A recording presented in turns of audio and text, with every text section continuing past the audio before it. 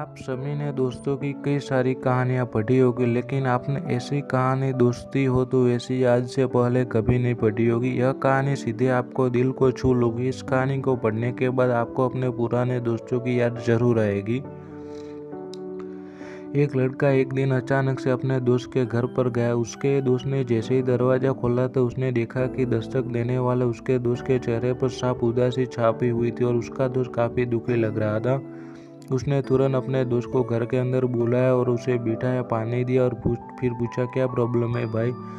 उसका दोस्त हिचकिचाते हुए बोला कि उसके ऊपर 60 लाख का कर्ज है, वो जो उसे जल्द से जल्द देना होगा, वरना उसको उसी के घर से निकाल दिया जाएगा।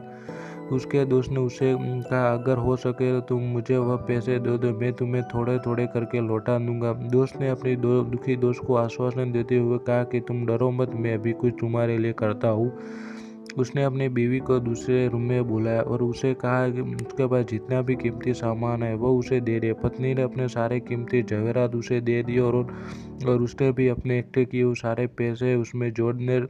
फिर पैसे कम पड़े तो रिश्तेदारों से उधार लेकर उस दोस्त को 7 लाख रुपया जुटा कर दे दिए। पैसे मिलने के बाद दोस्त, जो कि दुखी होकर अपने दोस्त से मदद मांगने आया था, वह खुशी के साथ वहां से लौटा, किंतु जिस दोस्त ने मदद की थी वो उसके जाने के बाद फुट फुट कर रोने लगा। उसे ऐसा रोता हुआ देखकर उसकी पत्नी ने उसे चुप करने की बहुत कोशिश की, पर वह फिर भी बहुत जोर जोर से रोता ही रहा। उसकी पत्नी ने फिर उसे रोने की वजह जानने का प्रयत्न किया। उसकी पत्नी को लग रहा था कि अपने दोस्त के लिए उसने अपने रिश्तेदारों से उधार लिया है, इसलिए वो रो रहा है।